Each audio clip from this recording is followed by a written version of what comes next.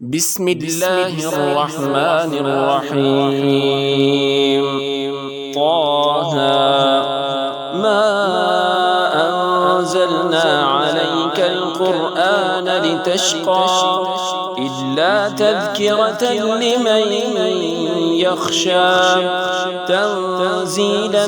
ممن خلق الأرض والسماوات العلى الرحمن على العرش استوى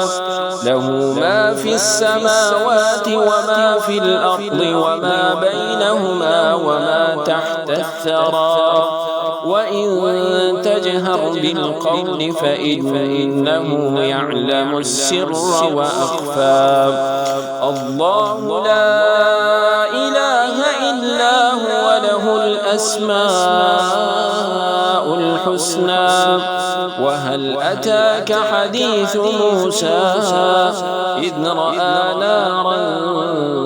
فقال لأهلهم كثوا إني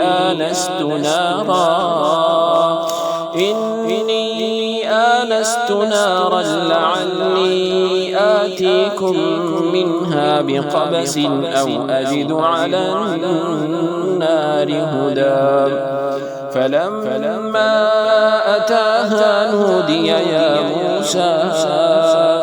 إني أنا ربك فاخلع نعليك إنك بالوادي المقدس طوى وأنا اخترتك فاستمع لما يوحى إنني أنا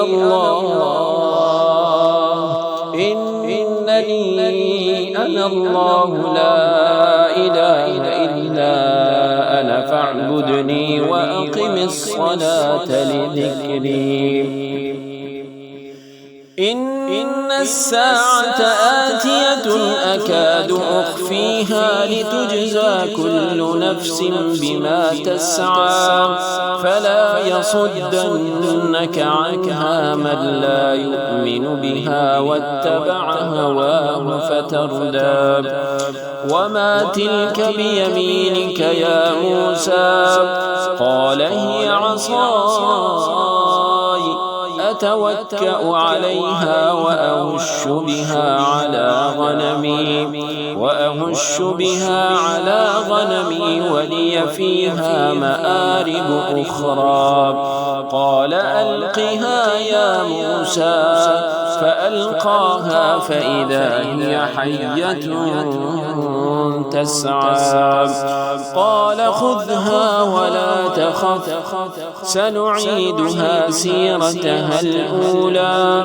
واضمم يدك إلى جناحك تخرج بيضاء من غير سوء آية أخرى لنريك من آياتنا الكبرى اذهب إلى فرعون إنه طغى